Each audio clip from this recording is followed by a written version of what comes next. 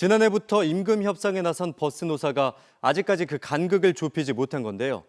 오늘 자정이 마지노선인데 만약 극적 타결이 없다면 내일 출근길 교통 대란이 예상됩니다.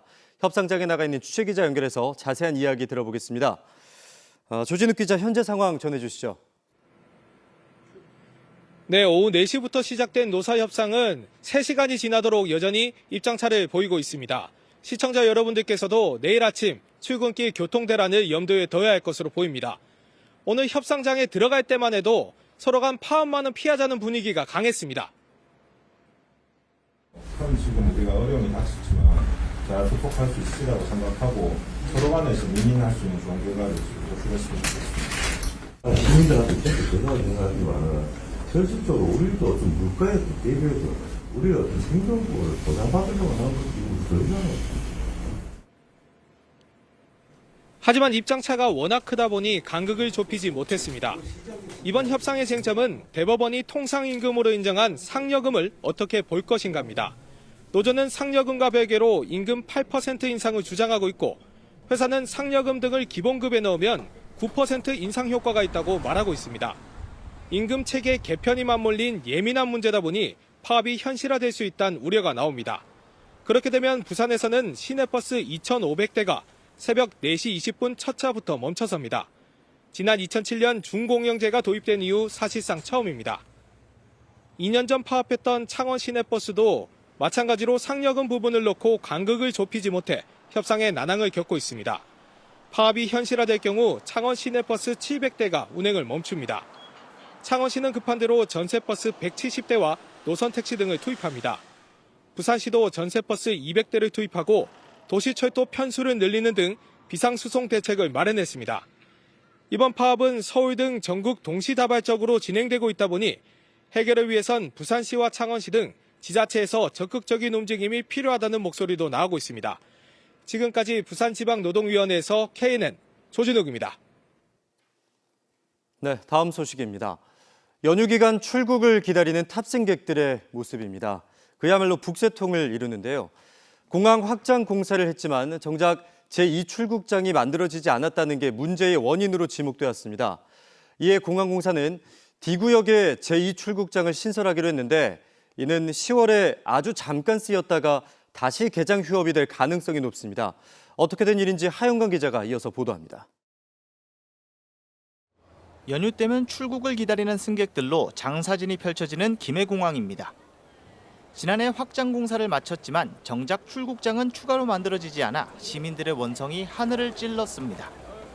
그러자 한국공항공사가 최근 제2출국장 건설에 나선 사실이 취재 결과 확인됐습니다. 지난해 확장된 김해공항 D구역입니다. 김해공항은 이곳에 추가로 벽을 설치해 신분 검색대 2대 규모의 제2출국장을 신설하기로 확정했습니다. 공항공사는 이미 15억 원의 예산을 확보했고 오는 8월쯤 착공에 들어가 10월에 완공할 것으로 보입니다. 만성적인 공항 대란이 해결되지 않을까 하는 시민들의 기대도 큽니다. 저 그때 연휴 때 왔을 때도 한 바퀴 돌아서 들어가고 이랬는데 하나 더 생긴다고 하니까 저번보다는 더 좋아질 것 같아서 기대가 됩니다. 하지만 제2출국장은 10월에만 잠시 쓰이게 될 전망입니다. 공사를 서두르는 이유 자체가 오는 10월 경북 경주에서 열리는 에이펙 정상회의에 맞춰 각국 정상을 맞이하려고 하는 것이기 때문입니다. 제2출국장을 운영하기 위해선 출입국과 세관, 검역을 뜻하는 CIQ 인력 확보가 필수입니다. 문제는 아직 이 CIQ 인력 확보 여부가 미지수라는 겁니다. 현재 김해공항의 CIQ 인원은 554명이지만 결원을 채우지 못해 실제 인원은 243명 정도로 부족합니다. 제2출국장이 신설되면 60명 정도의 인원이 더 필요한데 부처 간 협의를 거쳐 예산을 배정받으면 내년에나 인원이 충원됩니다. 에이펙 때만 다른 지역 직원들이 파견될 예정입니다. 일단 저희가 제2출국장을 준비를 하고 있고 에이펙 기간 동안에도 일단은 시범적으로 쓸 수 있도록 CIQ 기관과 협의를 진행하고 있습니다. 결국 실제 이용객들이 체감하는 출국장 혼잡 해소 요구는 이르면 내년 초에나 체감이 될 전망입니다. 그때까지 제2출국장은 만들어 놓고도 사람이 없어 운영을 못하는 개장 휴업 상태가 될 가능성이 높습니다. KNN 하영광입니다. 네, 경남 거제와 통영 사이에 물살이 샌 곳이 바로 견내량인데요. 이곳 견내량 해역에서 임금님 진상품으로 유명한 돌미역 채취가 시작됐습니다. 견내량 돌미역은 바다에서 긴 장대로 미역을 걷어올리는 전통 방식으로만 수확하는 걸로도 유명한데요. 하지만 지난해 극심했던 고수온 여파로 올해는 수확량이 크게 줄어들 것으로 보여 어민들의 우려가 큽니다. 박명선 기자가 보도합니다. 경남 거제와 통영 사이 폭이 좁고 물살이 거센 견내량에서 어선 20여 척이 자연산 돌미역 수확에 한창입니다. 틀리대라고 불리는 9m 정도의 긴 장대를 바닷속에 넣어 바위에 붙어 자라는 미역을 감아 올립니다. 이순신 장군의 난중일기에도 기록된 600년이 넘은 전통 채취법으로 국가 중요 어업유산으로도 지정돼 있습니다. 수심이 낮고 물살이 빠르다 보니까 미역이 성장이 이제 늦다 보니까 이 물살을 견디려고 두꺼워질 수밖에 없고. 이렇게 건져 올린 견내량 돌미역은 잘 다듬어 사흘가량 햇빛과 바닷바람으로 건조시킵니다. 거센 조류를 견뎌낸 견내량 돌미역은 임금님 수라상에 올라 왕의 미역이라고도 불렸습니다. 견내량에서 잡아 올린 자연산 돌미역입니다. 줄기가 굵고 길이가 3m에 이릅니다. 하지만 올해는 비가 적게 내리면서 돌미역의 성장이 느려 수확 시기가 지난해보다 한 달가량 크게 늦어졌습니다. 또 고수온의 여파로 수확량도 지난해의 3분의 2 수준으로 급감할 것으로 예상돼 어민들의 우려가 큽니다. 작황이 안 좋은 게나 미역 길이도 짜리고 그래서 지금 올해는 다른 해보다 한 20일 내지 한 달 늦게 미역을 수확을 해요. 실제로 계속되는 고수온 등 기후 위기 여파로 돌미역 수확량은 해마다 심한 등락이 반복되고 있습니다. 고수온 탓에 돌미역까지 직격탄을 맞으면서 전통 방법을 오랫동안 지켜오던 어민들의 고민도 깊어지고 있습니다. KNN 박명선입니다. 네, KNN이 마련한 대선 후보 공약 검증 순서입니다. 망국적인 수도권 일극주의를 극복하기 위해서는 공공기관의 효과적인 이전을 통한 균형 발전이 중요한데요. 오늘은 사는 이전 등 부산 금융중심지 발전 전략과 2차 공공기관 이전에 대한 구상을 물어봤습니다. 김민욱 기자가 보도합니다. 산업은행 부산 이전과 금융중심지 역할 강화 방안에 대해 각 후보들에게 물었습니다. 국민의힘 김문수 후보는 산업은행 부산 이전은 더 이상 미룰 수 없는 국가 균형 발전 과제라며 정책 금융기관인 산업은행이 꼭 수도권에 있어야 할 이유가 없다는 입장을 밝혔습니다. 개혁신당 이준석 후보는 산업은행은 민간 자본이 꺼리는 전략 모험 투자 기능을 수행해야 한다며 정치적 이전은 기능 저하와 인력 이탈 등 부작용만 키운다며 이전 반대의 입장을 밝혔습니다. 민주노동당 권영국 후보는 산업은행 이전을 논의할 수 있지만 산업 생태계 촉진, 지역대학 연계 등 실질적으로 기여할 수 있는 방안을 찾는 것이 핵심이라고 말했습니다. 민주당 이재명 후보는 답변서를 보내지 않은 가운데 민주당 부산 선대위는 지난 부산 유세에서 산업은행 이전은 현실적으로 어렵다는 이재명 후보의 입장을 보내왔습니다. 2차 공공기관 이전 우선 대상에 대해서 물었습니다. 김문수 후보는 국회 개원과 동시에 사는 이전부터 요청하겠다고 답하며 추가 공공기관 이전은 기존 해양산업의 지원을 강화하는 방향으로 추진하겠다고 밝혔습니다. 이준석 후보는 지역산업 전략과 연계한 이전이 중요하다며 부산은 해양수산연구기관, 경남은 항공안전기술원, 신재생에너지 정책연구기관을 이전하겠다는 계획입니다. 권영국 후보는 민주당 이재명 후보가 공약한 해수부 이전에 원론적으로 공감한다는 입장입니다. 이재명 후보는 앞선 부산 유세에서 해양수산부 이전을 통한 불경 해양수도를 공약으로 밝혔지만 질의서에 대한 공식적인 답변을 보내지는 않았습니다. KNN 김민욱입니다. 경남교육청의 예산과 기금을 관리하는 금고 운영권을 60년 넘게 NH농협은행이 독차지하고 있습니다. 수년 전부터는 입찰에 경쟁사도 없이 NH농협은행이 단독 응찰에 금고를 따내고 있는데요. NH농협은행의 유리한 평가 항목 배점이 독과점 구조를 굳히고 있다는 지적이 나옵니다. 주우진 기자가 보도합니다. 한 해 7조 원이 넘는 돈을 운용하는 경남교육청은 지난해에만 연평균 1조 3천억 원의 잔액을 금고에 예치했는데요. 다른 시도교육청과 마찬가지로 단일 금고에 이 많은 예산을 맡겨두고 있습니다. 금고 운영사는 지방재정법 시행으로 최초 계약이 시작된 지난 1964년 이래 줄곧 NH농협은행이 맡고 있습니다. 수년 전부터는 아예 경쟁도 없이 단독 응찰로 금고를 따내고 있는데 내년부터 4년 동안의 운영권도 가져갔습니다. NH농협은행의 독과점 구조인 겁니다. 경쟁이 없으면 금리나 서비스 조건 협상력이 떨어지고 교육재정의 효율적 운용에도 한계가 생긴다고 생각합니다.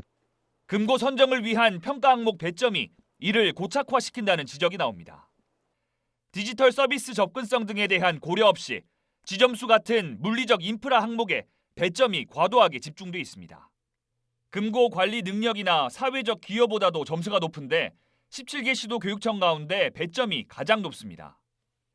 지역 단위 농협까지 있는 NH농협은행에 절대적으로 유리한 조건이다 보니 다른 은행들은 경쟁할 엄두조차 못 냅니다. 금융 환경의 변화와 사회적 요구사항을 최대한 반영을 해서 이러한 제도가 합리적으로 개선될 수 있도록 조례 개정에 검토를 할 계획입니다. 전남과 대전처럼 금융위원회에 금융기관 지역 재투자 평가 결과를 선정 기준에 반영하는 등 지역 연계성을 더 강화해야 한다는 지적도 나옵니다. KNN 주우진입니다. 부산 신세계 프리미엄 아울렛이 불법 건축물을 짓고 영업을 하고 있다는 KNN 보도와 관련해 신세계 측이 즉각 철거에 나섰습니다. 신세계 측은 수년 동안 아울렛 부지에 불법 건축물을 짓고 영업을 하다 지난 1월 기장군으로부터 철거 명령을 받고 건축물을 철거했지만 불과 4개월 만인 이달 초 같은 곳에 천막을 다시 설치했습니다. 보도 직후 신세계 측은 천막을 철거하고 향후 부지 내 불법 건축물이 설치되는 일이 없도록 조치하겠다고 밝혔습니다. 지난주 합천 돼지농장에서 난 불로 대학 실습생이 숨진 사고와 관련해 경남도가 도내 전체 복층형 돈사에 대한 안전 점검에 나섭니다. 경남도는 도내 전체 돈사 609곳 가운데 화재가 난 돈사와 같은 복층형 돈사 102곳을 대상으로 이달 말까지 긴급 시설물 점검을 실시한다고 밝혔습니다. 다음 달부터는 소방당국과 전기안전공사와 합동 점검에 나서 전기와 소방시설, 대피로 확보 여부 등을 집중 점검할 계획입니다. 거제 삼성중공업에서 사고로 작업자 팔이 절단된 지 한 달도 안 돼 또다시 인명사고가 발생했습니다. 오늘 오전 10시 반쯤 경남 거제시 삼성중공업의 안벽에 계류된 채 건조 중이던 선박에서 수리 작업을 하던 50대 A씨가 이동하던 크레인에 끼어 숨졌습니다. 통영해경은 A씨가 사회협력업체 소속으로 납품한 부품의 수리 작업을 하다 사고를 당한 것으로 보고 정확한 사고 경위를 조사하고 있습니다. 교육부가 주관하는 글로컬 대학 34호 마지막 공모에서 부산과 경남 4개 대학이 예비 지정에 선정됐습니다. 부산에선 경성대와 부산외국어대, 그리고 목포해양대와의 통합 모델을 제시한 한국해양대가 포함됐습니다.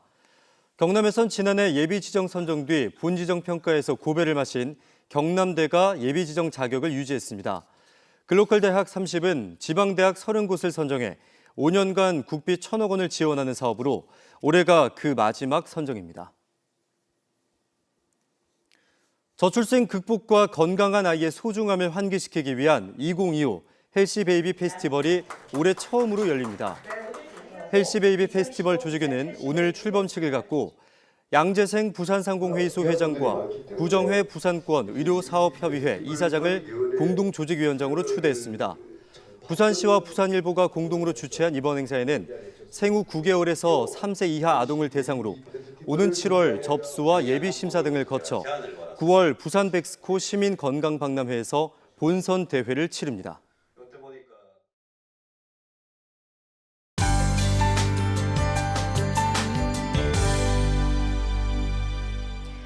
네, 내일 오전 막지만 저녁 한때는 소나기가 예보돼 있겠습니다. 예상 강수량은 5에서 30mm 정도인데요. 경남 내륙을 중심으로 낮과 밤의 기온차는 더 커지겠습니다. 특히 의령은 무려 17도까지 벌어지겠습니다. 부산권 내일 기온 오늘과 비슷하겠습니다. 오후부터 흐려지겠고요. 소나기 내리는 곳도 있겠습니다. 중부 경남 역시 오후에 우산 챙기셔야겠는데요. 한낮 기온 창녕 28도로 어제와 같겠습니다. 서부 경남도 유의미한 기온 변동은 없겠고 오후에는 소나기가 한 차례 예보돼 있습니다. 다만 다른 지역보다 일교차는 좀 더 크겠습니다. 모레 부산권은 막지만 경남 서부 내륙 오후부터 소나기 내리는 곳 있겠습니다. 예상 강수량은 5에서 20mm 정도인데요. 주 후반에는 가끔 구름 많겠고 주말에는 대체로 맑은 날씨 이어지겠습니다.